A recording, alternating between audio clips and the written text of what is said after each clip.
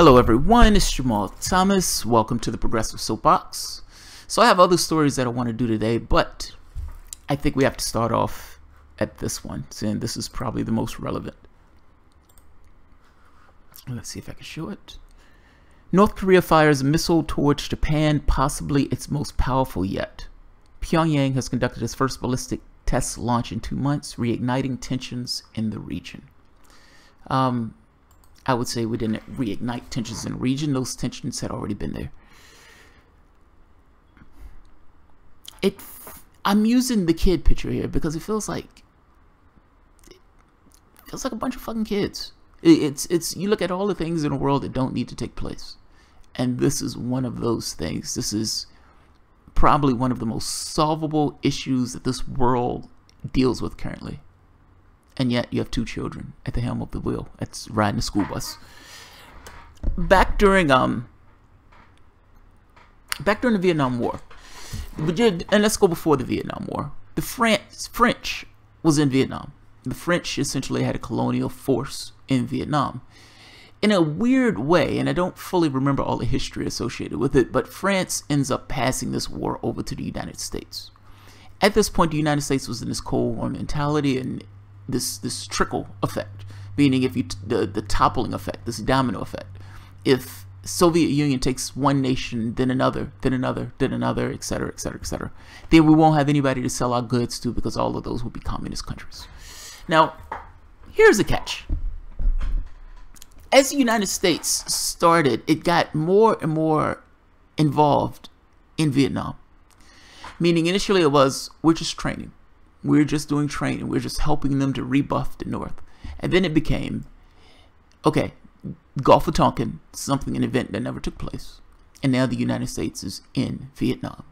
We've taken over the reins of France.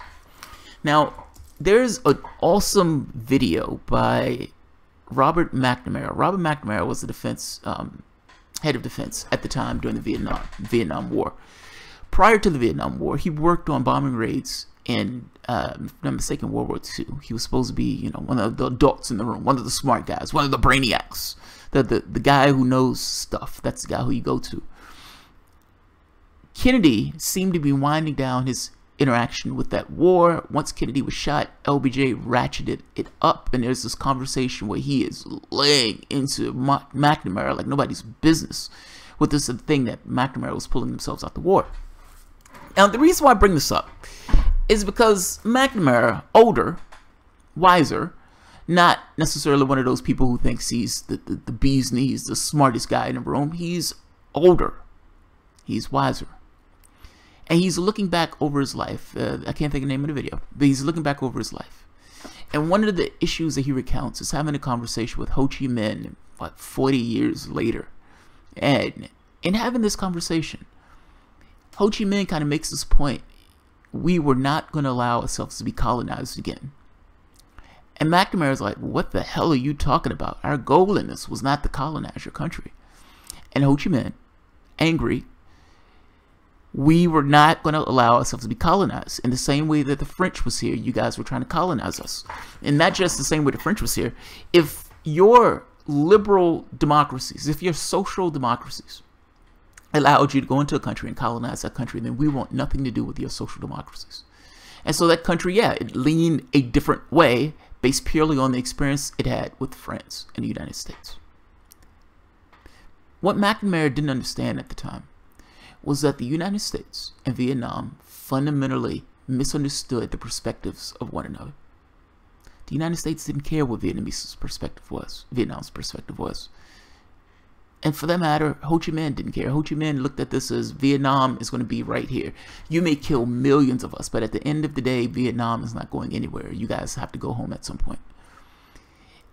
This was a life lesson for McNamara. This was a life lesson. Understand the objectives. Understand what the other person, understand what it's like to be in that other person's shoes. Because ultimately, they had a conflict that killed thousands and thousands of Americans and over millions of Vietnamese, not to mention the damage that was done using Agent Orange, the handicaps, the disabilities, all of these things, all of this nasty, disgusting, depraved acts that took place through fundamental misunderstanding. fundamental misunderstanding. Now, part of this is working on the same premise as today, meaning Donald Trump has a $1 trillion military. At that time, LBJ had a massive military that was far outstretched the size of the Vietnamese military. And he just assumed that he could tell that country or push that country around and make that country do whatever the hell he wanted that country to do. Nixon takes over. Nixon says, I have a secret plan to win the war. Nixon's secret plan to win the war is just more bombing. If the United States was not a superpower, the United States would have been brought up on war crimes. The point I bring up Vietnam for, though, is there was a fundamental misunderstanding in what each side wanted in that scenario. And because of that fundamental misunderstanding of what each side wanted in a scenario, you had a conflict that was absolutely disgusting. Absolutely disgusting. Think of all the kids that lost their lives. Think of all the Vietnamese that lost their lives. Think of all the blood and treasure and the money that was spent on that war. Martin Luther King has this line, and I'm paraphrasing, but it's like Vietnam was this rock that sunk the great society, something to that effect. I'm not saying it right at all, but that was what it boils down to. It was a rock that the great society hit his head on. And look, Martin Luther, okay, this is going into weeds. My point is, North Korea is a solvable solution. It's a solvable issue. And because of the people you have, the quantities that are involved in this process, it's not a solvable solution. You have egos, man. Like you have Donald Trump with his ego. We can do whatever we want. And then you have North Korea, who's like the leader of any other country, is going to be a strong man. He's going to be strong. He has to do what he needs to do to look strong for his country. Now, the reason I said this is completely solvable, China has given us a way out. North Korea wanted us to stop those missile tests. Wanted us to stop those tests. Those invasion tests. We've been running operations where we were pretending like we were going to invade North Korea using military forces of South Korea. We completely and fundamentally miss North Korea's perspective in this. You have a war, Korean War. We killed 20% of their population, a fifth of their population. They didn't have any resistance. It was just bombings over and over and over. We had complete control over the air, and we use that control to pummel that country. It's hard to get across what it looks like for a fifth of your population to go up in smoke or to be incinerated by U.S. bombs. Now, from their perspective, that is a massive thing. Many people in this country don't even know that that war took place, let alone the damage that was done to that country in that war. We still have troops on their border. We still run operations as if we're going to invade North Korea. I'm just making this point that from their perspective, they're still under assault. The war has never really ended. We still have troops on their border. We still have these kind of invasion scenarios. At one point, the United States made a deal with North Korea in order to stop their nuclear program. George Bush comes into office, and George Bush calls us weapons of mass. What he says, they're the axes of evil. And immediately after him calling North Korea one of the axes of evil, North Korea starts their nuclear missile program. In fact, this was back in 2002. For the most part, North Korea was in check for like 10, 15 years up until George Bush, that ridiculous idiot, comes in and calls them the axis of evil. I'm going to read this. I'm giving all this backstory because I kind of wanted to give this context. It's not as simple as this guy fired off a missile and this guy is a maniac and this guy, etc., etc. He's not insane. He's a human being. And as a human being, like any other human being, he seeks to maintain his status, his position. In his mind, he's come to the conclusion that A, he doesn't necessarily want to be backed down. B, he feels like he's backed into a corner. C, a nuclear weapon is his salvation. Meaning he feels that having a nuclear weapon prevents anybody from attacking his nation. And I gotta be honest, he's likely right. Any attack on North Korea is an immediate attack on South Korea and an immediate attack on Japan, potentially with nuclear weapons. There is no way we can guarantee that any strike can get everything. And just to put this in context, when the Cuban Missile Crisis was going on and all those missiles were in Cuba, there was this thing of let's do an airstrike, with the military being somewhat bullish on this idea that we can get the missiles before those missiles are operational, not realizing those missiles were already operational, and any strike on Cuba would have been an immediate nuclear strike on the United States. It had already been baked into the cake. Khrushchev had already given the order. Let's read the article. I just want to give context. It's not as simple as... And look, from the standpoint of North Korea also, the United States has been bombing one country after the next. It was invading one country after the next. Toppled Libya. Tried to topple Assad. Went into Afghanistan. Went into Iraq. If you find yourself to be a dictator of a tiny country, and you realize that the United States doesn't attack countries that have nuclear weapons, what are you going to do? What are you going to do? What are you going to do to maintain your position? Let's take a look at the article.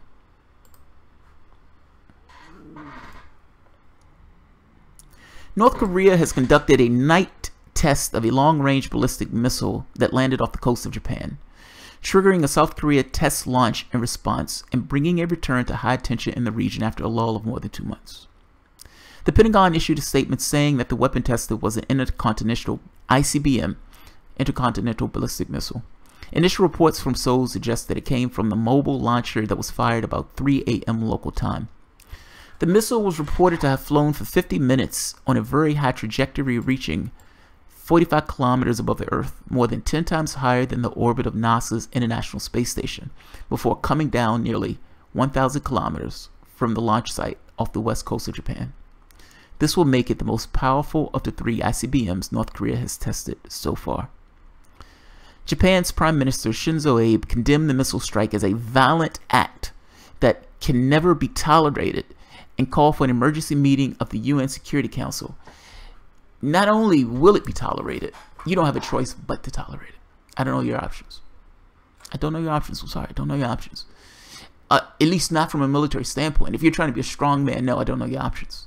If you're trying to actually sit down and have a conversation and saying, what does North Korea want to stop them from doing shit like this? Because understand, this is problematic.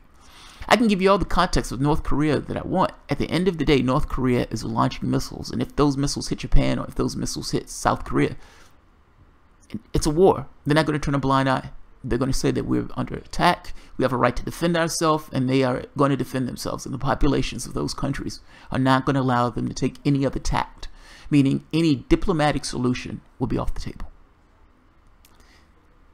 It doesn't matter if I give him context. He is still doing things that is immensely problematic. That's an understatement. That is an understatement. Let's keep going. David Wright, a physicist and missile expert at the Union of Concerned Scientists, calculated that on a normal trajectory rather than a high lofted one, the missile would have a range of 13,000 kilometers, enough to reach Washington, the rest of the United States, West Coast, Europe, or Australia. Furthermore, the mobile night launch appeared aimed at testing new capabilities and demonstrating that Pyongyang would be able to strike back after any attempt at a preventative strike against the regime. It went higher, frankly, than any previous shot they've taken, James Mattis, the United States Defense Secretary, told reporters. It's a research and development effort on their part to continue ballistic missiles that can threaten anywhere in the world. Yeah, it's a test, but it sounds like they've somewhat accomplished that test. This guy's just kind of made the point that they can hit Washington State. They can hit the West Coast. They can hit anywhere in Europe. Whether that's just the test or whether that's a, if you hit us, we can hit you back.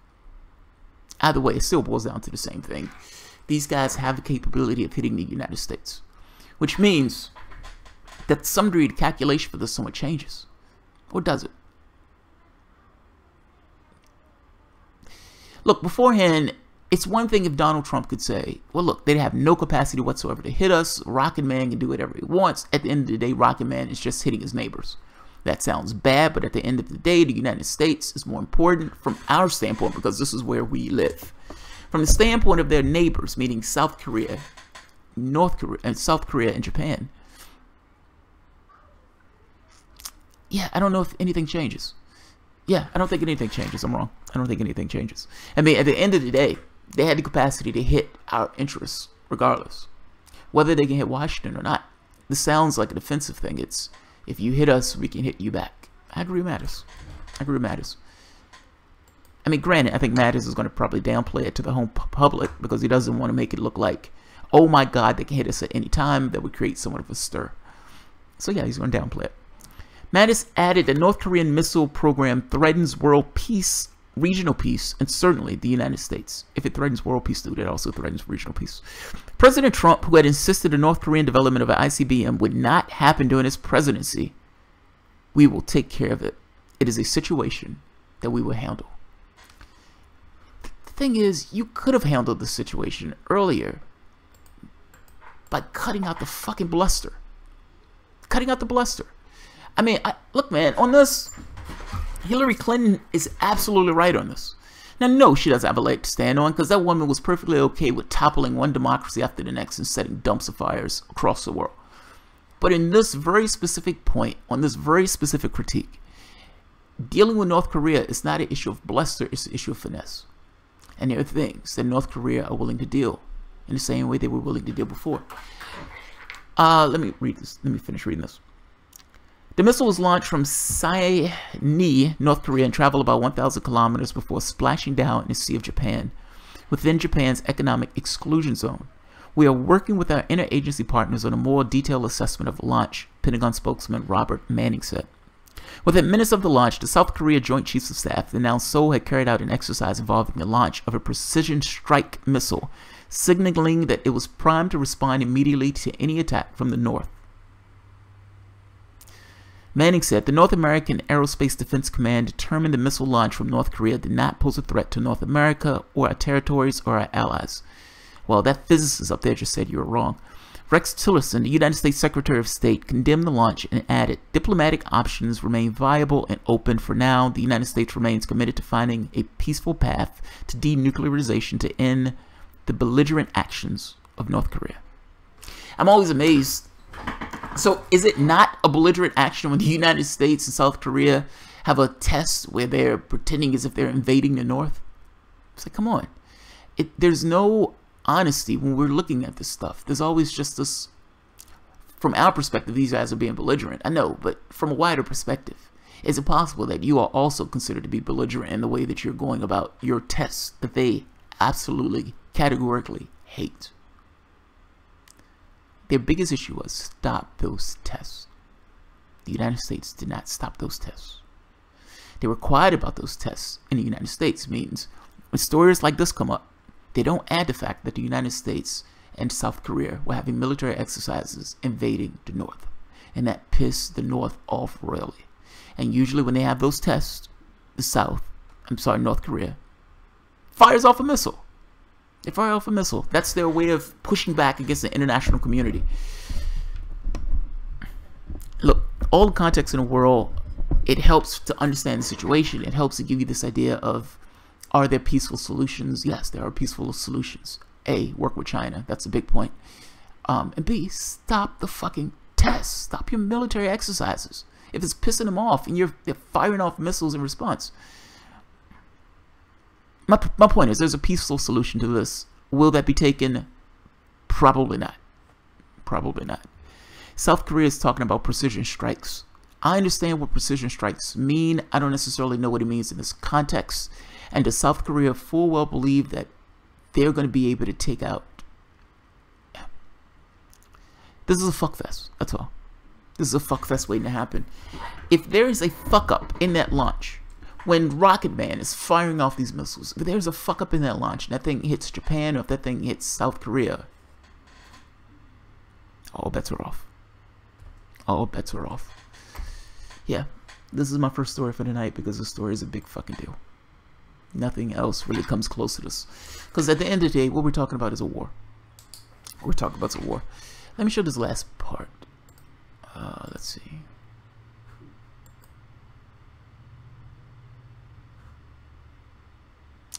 Alright, so in, where is it, right here. So in October 1st, 1998,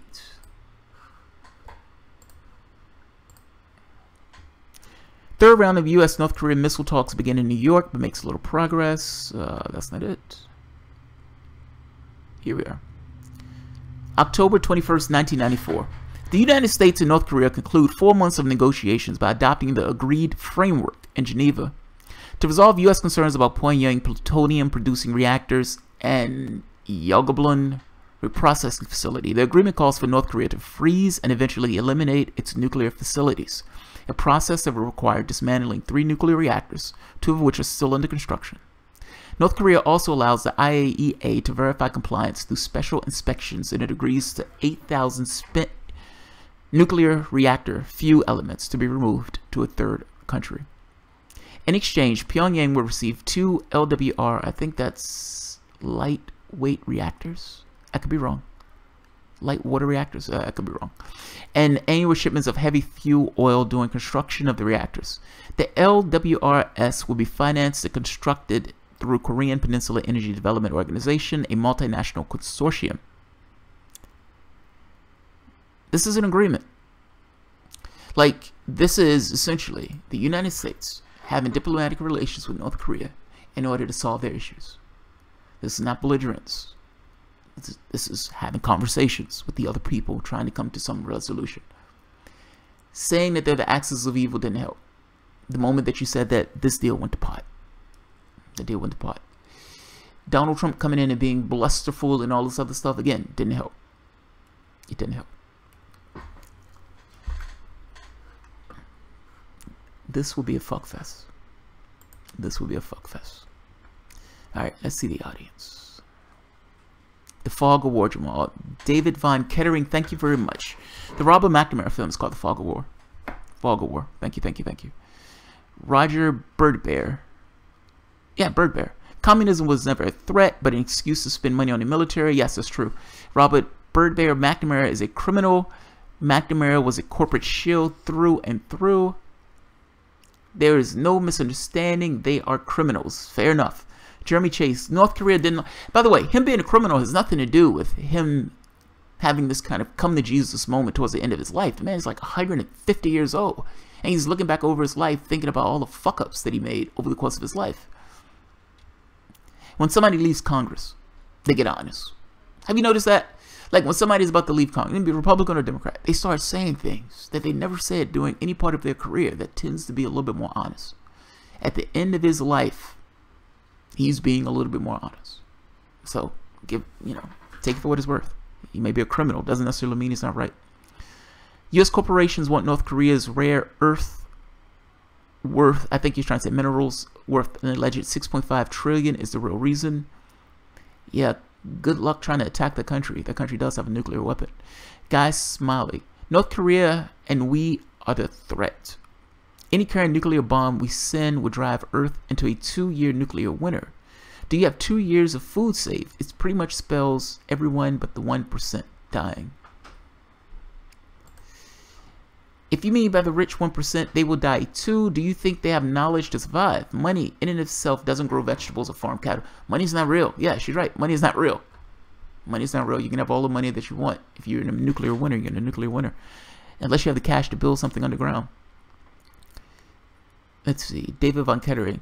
That is not a threat to the United States, but Abe might think about beating the war drums. See, I don't think Abe wants to beat the war drums. I mean, what is he going to do? His nation is going to be the first thing on the line. And Abe, we're talking about the Prime Minister of South Korea. His country is the first thing on the line. When Donald Trump goes to South Korea, if he hasn't already been yet, he's going to be met with protesters. They're going to be angry. They're going to be pissed off because those people understand that the first place to get hit is going to be South Korea. That's what they understand. That's what they understand. Jeremy Chase, you're naive, Jamal. How much history do you need of American intelligence agencies orchestrating these kinds of things? I mean, what do you believe they're orchestrating? I mean, what part of this do you believe they're orchestrating? Do you believe that they fired a missile off? Well, that's somewhat just verifiable. That's not necessarily an intelligence agency thing. That's a, did they do this, yes or no? And can you verify the trajectory of the missile? And do you have agencies that caught the missile? That's the first part. Second part is, do I believe that the United States create shitty and false pretenses for war? Hell yeah. Hell yeah. multiple false flags. The Gulf of Tonkin, I just named one that was a false flag. Look, everything is not a false flag, though. Everything is not a false flag. There is actual history that takes place that doesn't necessarily involve people moving pieces around. Yes, on a terrestrial level, people are making decisions that are pushing us forward in a particular way. Yes, people do have certain motives, being whether they're paid, being whether they're going to be shills for some kind of weapons industry, whatever. Yes, all that's true. But in this very specific case, we have somebody of one country launching a missile over top of another country. And whatever you want to think of false flag or anything else, at the end of the day, there are real world consequences for shit like that, particularly if there is a fuck up. They can have all these peaceful talks now. If anything happens where they hit, like, meaning even if it's by accident, if they hit Japan or if they hit South Korea, we are in a war. That's what this boils down to. So, I don't necessarily think each and everything that takes place in the world is a false flag, but yes, they're false flags. Guy Smiley, who cares where it hits? Nuclear winter covers the planet, it would be worldwide extinction. X Factor 541. To me, this is scarier than the Cold War. This seems more, well, we weren't around like talking about during the Cold War, and you can make an argument that we are in another Cold War. Now, don't get me wrong, the United States plays up Russia as a threat because it has to justify spending $1 trillion a year on the military. And it's more than $1 trillion. I mean, once you get into this kind of internal security, the homeland security, the amount of money that they move around in regards to decimal places that they can't account for, 2015 alone is, what, $5.6 trillion. How do you justify spending $1 trillion on the military when no other country comes close to that amount of money? In fact, you are like 9 other countries, many of which are your allies. That's how much you spend in all those countries combined. How do you justify that? Can you justify hunting down people in caves, spending all that cash? You know what does justify it? Another Cold War or conflict on another peninsula. So I would not necessarily be shocked that the United States will find means and reasons in order to maintain this kind of ridiculously bloated budget. Not shocked by that, at least. Not shocked at all. Oh, wouldn't be surprised at all. Let me say it that way. Zach Simpson. Behemoth, what's up, y'all? Zach Simpson. Who else is preparing to hear about the new war any day now? Yeah. The United States needs to stop the war games. Yes, agreed. Dale Chomsky. Yes. And China can stop the nuclear program. Yes, agreed. That's what I'm saying. That's what I'm saying. That's what I'm saying. Have a conversation. Negotiate. You've negotiated with him before. It can be done. He's not. The United States makes it, you know, and all these, the articles that you read on this stuff, and, you know, when you're watching people give analysis of it, they act like it comes out of a void. Like Kim Jong-un is just kind of floating in space, and the decisions that he's come up with and the reasons why his country is the way it is, just out of a void. It just popped out. He's just nuts. He's crazy. And you can't negotiate with a crazy person, so there's no need for negotiation. All of this, the only solution is a military solution. That's how we take this. I mean, it's amazing when I read this stuff. He's not insane. He's just a human being. And he's a human being trying to maintain his position. And I would imagine if you watch Gaddafi get taken out of his seat, murdered, sodomized with a machete, and the person in the United States who's Secretary of State is giggling like a schoolgirl, well, I would imagine it would give you pause too. It would give you pause also. So what do you do as a person in that country after seeing the United States behavior in other countries? I am not getting rid of my nuclear missile program. In fact, I'm going to speed that nuclear missile program up. And yes, I'm going to do what I need to do to create a threat big enough. I can't beat you, but this rock can bloody your lip. And maybe if you care about that bloody lip, you'll stay away. I'm more concerned about fuck-ups in this, if that makes sense. North Korea is not going to attack anybody. At least I don't think they are. It doesn't necessarily mean that the United States won't try to create some false pretext and try to make it look like North Korea attacked somebody. They tried to do the same thing in Iraq. They did the same thing in Vietnam. They did the same thing. Yellow journalism, the sinking of the, I can't think of the name of the ship, but the media immediately jumped on it and said it was to Spain and allowed us to go into Cuba. There are false flags. There are motives beyond the motives that people come up with in order to create pretexts to do certain things. The thing with Gaddafi, taking Gaddafi out, was a pretext. Oh my God, Gaddafi is going to murder all of his citizens. So we need to marshal the forces of the United States and Europe to murder his citizens on his behalf. Because let's be frank, it is better that those people die of a bomb than they die of a sword. And if it's made in the United States, even better. Even better. Even better. That pretext was a lie. Ultimately, they attacked Libya because one or two reasons. They wanted his gold. Gaddafi was talking about creating this kind of African currency. But the other reason was oil. They wanted his oil. France wanted like 30% of the country's oil reserves. Macron is traveling into Africa now, and the news is, yeah, there's worry that the fact that they have human slavery based on the behavior of France, the United States, and the UK in Libya may overshadow Macron's trip. May overshadow his trip. Human slavery may overshadow his trip, because between those two things, in that sentence, the thing that matters is, you know, his trip, not the human slavery. That's great. Zach Simpson, war is coming. It's like when winter's coming. Tomosi Young, precision strikes don't mean shit if you don't have accurate intel. Yes, that's true, Tomosi Young. These are just buzzwords. They don't mean anything. When Israel was bombing, the United States, we would say, we're not going to hit civilians. We're doing our best to keep out civilians. Well, what does civilian mean at that point? I mean, a lot of the language that's used makes this assumption that everybody is using the exact same terms. There may be an idea of what the term means, but that doesn't necessarily mean that that person is using a term with the same meaning that you're giving it. When Republicans talk about freedom, they're not talking about freedom for you. They're talking about freedom for the people with the cash who's going to get those tax cuts. In the same place where they're talking about precision strikes, or when they're talking about civilians. Well, if you make some edict and you make some keyword saying that civilians means 16 years and older, that sounds like you're murdering kids. It sounds like you're murdering kids. But you call it civilians. And you assume that everyone else listens and says civilians, and everyone means the exact same thing with civilians. So when Obama says, I'm not killing a lot of civilians, I'm not killing a lot of civilians, that statement purely depends on the idea that you have no idea what he as an individual means by the term civilians. Precision strikes, I would argue, it's the same thing. It's a buzzword. It diverts you. It's a red herring. I don't know if they did a precision strike on something or not. I don't, and it sounds like they just did an exercise. We're showing readiness. We're showing readiness. We did an exercise. But where are you going to strike? Like, what are you going to strike? And you believe that after you make that strike, what do you think North Korea is going to do after you make that strike? This is tumbling into a world of shit right before our eyes. And of all the wars that we've ever been involved in, this is probably the one that's most unnecessary and the one that doesn't have to happen at all.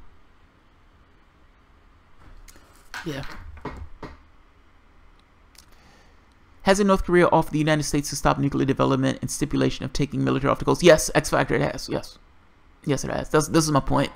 It's the most unnecessary conflict in the history of conflicts. It really is. It's fucking insane.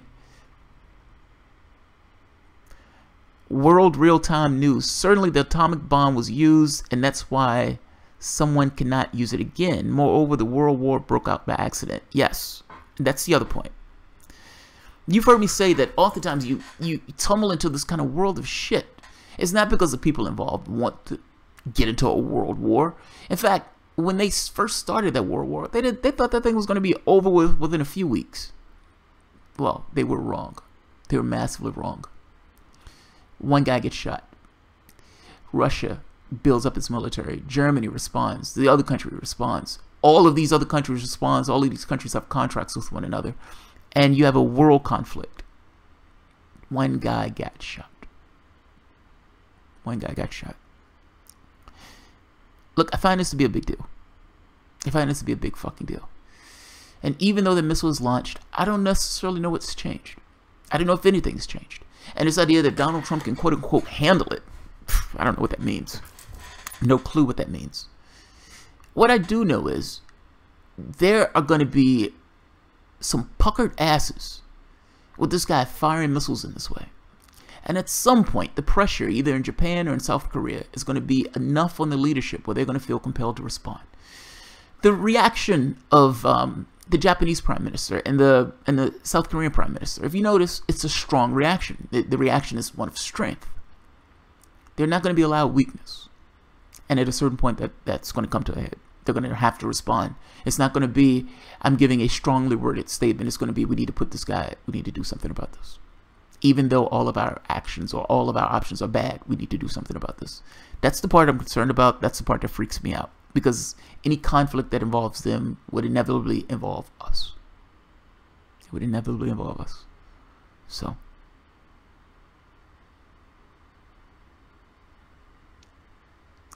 Jeremy Chase, Zach, did you observe the trajectory? Do you realize that the United States military is right on the border? Just keep believing what you're told.